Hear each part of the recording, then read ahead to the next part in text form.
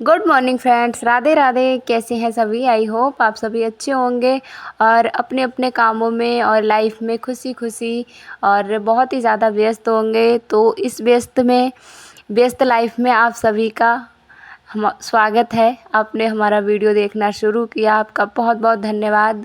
तो आज का वीडियो हमारा शुरू होता है सुबह 7 बजे से और खाना मेरा बन गया। आज खाने में ना कुछ ज़्यादा नहीं बनाया था, खिचड़ी बनाई थी क्योंकि मैंने पोस्ट डाली थी और ये ब्लॉग है बर्थडे वाले दिन का, 19 अप्रैल का। और नित्या का बर्थडे था तो मैंने कहा खिचड़ी बना लेते हैं क्योंकि शाम को फिर खाना बनेगा ही।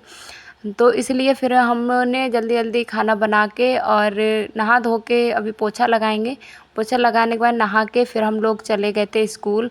स्कूल में मैंने हाफ डे तक रुकी थी, करीब 11 बजे तक रुकी थी और फिर ज़्यादा टाइम तक नहीं रुकी थी, फिर मैं चली आई थी। तो अभी आप जो मेरा जो वीडियो देख रहे हैं और आज वीडियो में मैं बताऊंगी आपको कि पहले मुझे ना सिलाई करना बिल्कुल भी अच्छा नहीं लगता था। बिल्कुल भी मेरी सिलाई में रुचि नहीं थी। कहते हैं ना, जिस काम में हमें रुचि नहीं होती है तो वो काम करने का मज़ा नहीं आता है। तो भाई मेरा हाल था, बिल्कुल भी मुझे सिलाई का काम करने में मज़ा नहीं आता था। लेकिन अभी मैंने किस तरीके से जो सिलाई में मेरी रुचि अब मुझे होने लगी, कैसे होने लगी, वही उन्हीं बातों पर बात करेंगे। और अभी ना ये बात बिल्कुल भी सच है, मैं बिल्कुल भी झूठ नहीं बोल रही। अभी मुझे ना ऐसा लगता है मैं कितनी सिलाई कर लूँ, कितना सिलाई का काम कर लूँ, मुझे बिल्कुल भी बोरिंग नहीं लगता है सिलाई का काम। कभी किसी टाइम पर मुझे बहुत ज़्यादा बोरिंग लगता था। तो उन्हीं सब बातों पर हम बात करेंगे, वीडियो में आप बने रहना। तो पोछा लगा लिया मैंने और पोछे का भी काम काफ़ी हो जाता है। और देखिए यहाँ पे ना इतनी ज़्यादा मिट्टी होती है तो इसमें थोड़ी सी दरारें हैं फर्श में, तो कितना भी अच्छे से पोछा लगाओ फिर भी काला काला ही दिख रहा है। तो काला ही दिखता है लेकिन साफ़ हो जाता है। और वीडियो में तो देखिए बहुत ही ज़्यादा काला दिख रहा है और इसे रगड़ रगड़ के हम इतना अच्छे से क्लीनिंग से पोछा लगाते हैं लेकिन फिर भी ऐसे ही रहता है, पता नहीं क्यों, फर्श में तो कुछ प्रॉब्लम है। तो और आप सभी ने मेरी छोटी बेटी के बर्थडे पे इतना ज़्यादा ब्लेसिंग दी, इतना ज़्यादा उसको विश किया, तो आप सभी का बहुत बहुत धन्यवाद। मुझे बहुत अच्छा लगा, आप सभी ने मेरी बेटी के लिए शुभकामनाएं दी और अपना प्यार और अपना आशीर्वाद दिया। तो आप सभी का हम तहे दिल से धन्यवाद करते हैं। फिर मैं स्कूल गई थी, स्कूल से मैं जैसे ही आई, स्कूल से आने के बाद अभी देखिए नित्या के कपड़े भी चेंज नहीं किए थे और मैंने नित्या के लिए ना एक ड्रेस ऑर्डर की थी उसके बर्थडे के लिए। तो यहाँ पे उसके ना बहुत बोल रही थी कि मम्मी मुझे लहंगा चाहिए, और देखिए जब उसका आ गया तो कितनी ज़्यादा खुश हो गई, बहुत ज़्यादा। तो बच्चे की छोटी छोटी चीज़ों में बच्चे बहुत ज़्यादा खुश हो जाते हैं। और इसका प्राइस ज़्यादा नहीं था, इसका प्राइस था 228 रुपये का। मैंने ये मंगाया था मीशो से और माही को भी बहुत ज़्यादा पसंद आया। तो मैंने कहा माही, पहले मैंने नित्या के लिए मंगा कर देखा, मैंने कहा इसका अगर कपड़ा और फैब्रिक थोड़ा मतलब अच्छा लगेगा, डिज़ाइन वगैरह, तो उसके बाद मैं माही के लिए भी ऑर्डर कर दूँगी क्योंकि अगले महीने माही का भी बर्थडे है 28 मई को, तो ये भी 5 साल की हो जाएगी।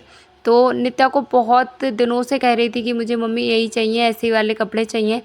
तो मैंने कहा चलो ऐसे मंगा देते हैं। और कपड़े तो बहुत लहंगे, तो कोई प्राइस ही नहीं है, लेकिन सस्ते में मैंने ये प्राइस मंगाया, उसका बहुत ही ज़्यादा अच्छा लगा।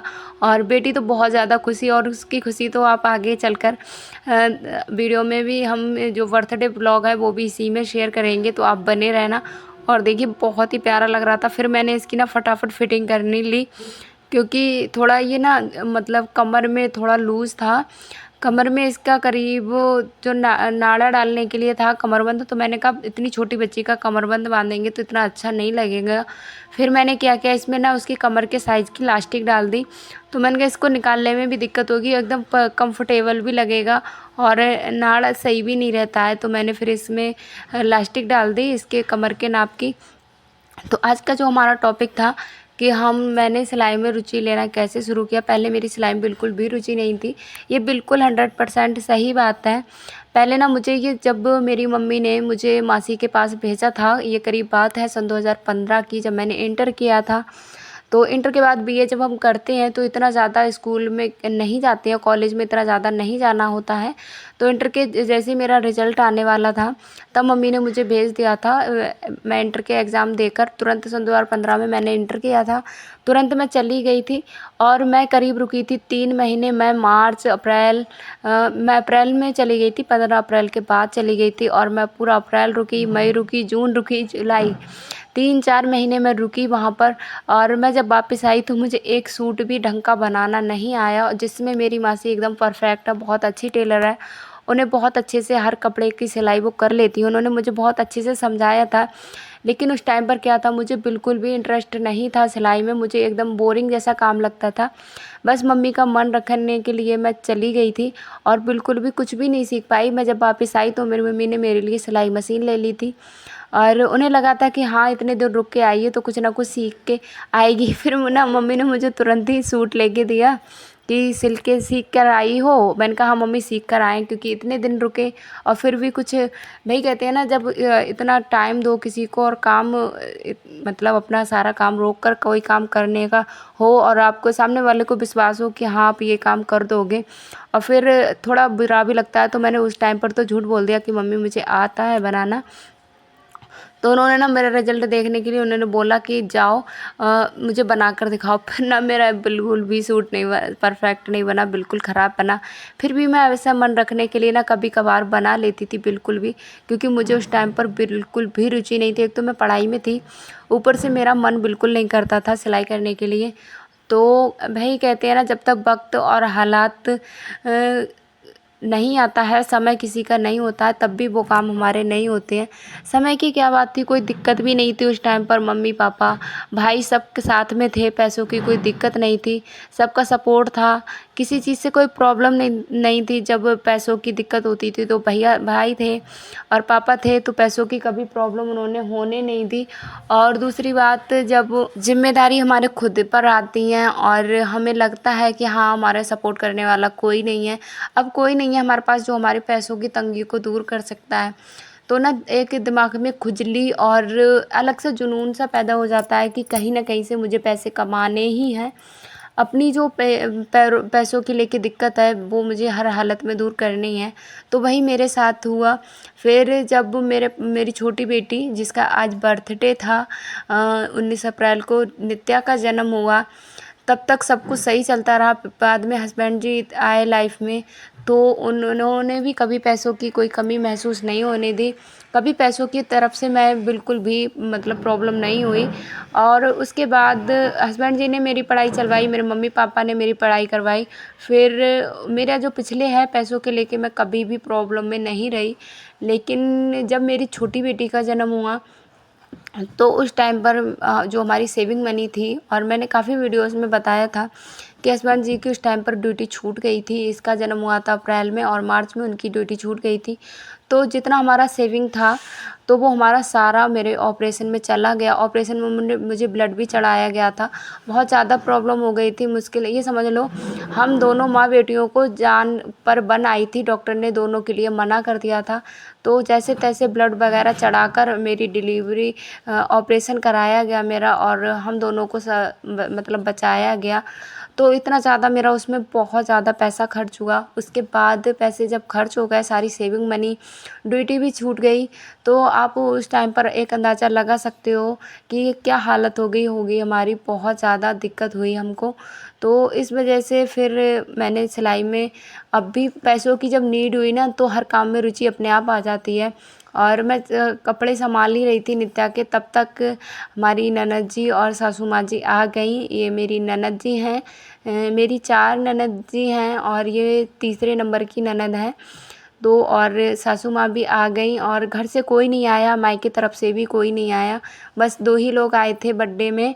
और फ़ोन हमने सबको किया था और मायके में सब में फ़ोन किया था, लेकिन कोई आया नहीं था। तो अभी देखिए हम शाम का टाइम है और फिर मैंने इतना ही सिलाई का काम किया था और मैं सिलाई का काम नहीं कर पाई। उसके बाद ही मैंने अपना सिलाई में रुचि मेरी आने लगी।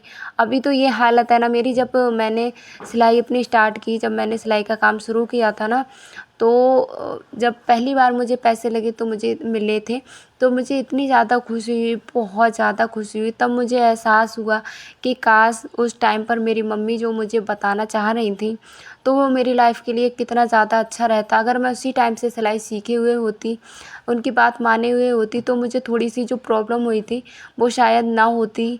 तो कहते हैं ना, माँ-बाप कभी किसी के लिए गलत नहीं कहते हैं। और मेरी मम्मी भी हमेशा से मतलब वो अपने आत्मनिर्भर रहीं, वो हमेशा अपने पैरों पर खड़ी रहीं। आपको वो किस्सा बताएँगे तो आप यही सोचोगे कि क्या बातें कर रही हो, या कोई ये बातें शेयर करने वाली नहीं है। लेकिन मेरी मम्मी ना उस टाइम पर पढ़ी लिखी नहीं थी, लेकिन कहते हैं ना, गाँव में हर घर में जानवर पाले जाते हैं, तो मेरे पापा का बिल्कुल भी मन नहीं था। मेरी मम्मी ने फिर भी एक भैंस ली और उन्होंने पाली।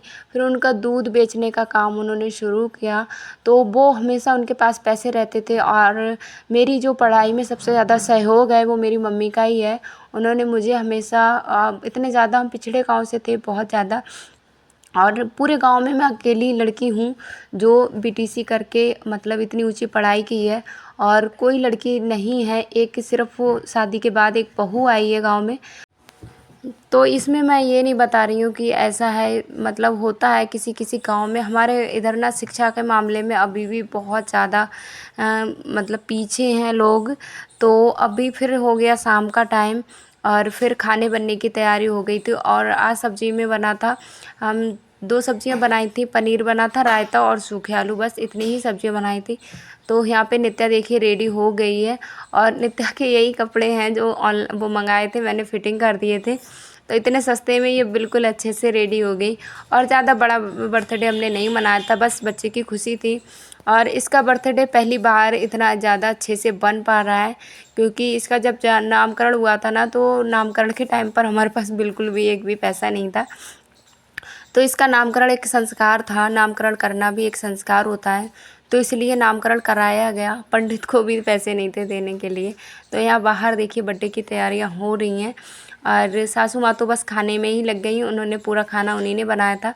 और दीदी जी हैं वो तैयार कर रही हैं, ननद जी, तो वो तैयार कर रही हैं। इनकी भी एक छोटी सी बेटी है, तो उन्होंने अच्छे से तैयार किया। और नित्या बहुत ज़्यादा खुश थी इसको पहनकर, बहुत ज़्यादा।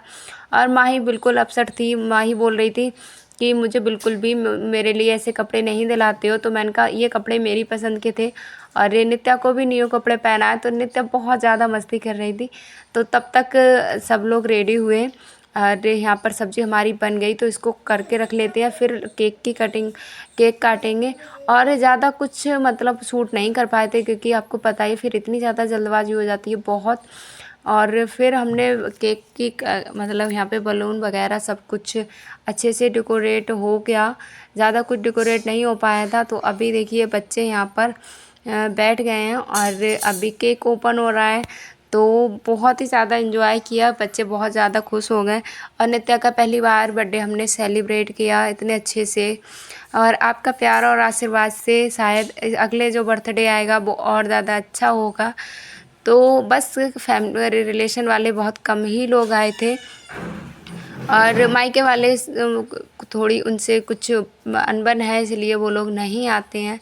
तो जब हमारी ना थोड़ी फैमिली बढ़ जाएगी, यूट्यूब फैमिली, और आपका प्यार सपोर्ट ज़्यादा मिलेगा, तब हम आपको पूरी सच्चाई बताएंगे कि वो लोग क्यों नहीं आते हैं हमारे घर। तो अभी देखिए इनकी जो केक की कटिंग है, तो यहाँ पे ना एक फ़नी किस्सा हुआ था। आप बिल्कुल भी वीडियो को ना स्किप करके मत देखिएगा, बिल्कुल बहुत ध्यान से देखिएगा। नित्या एक बहुत फ़नी काम करती है यहाँ पर। और बच्चे सारी फ्रेंड्स को बुला लिया था।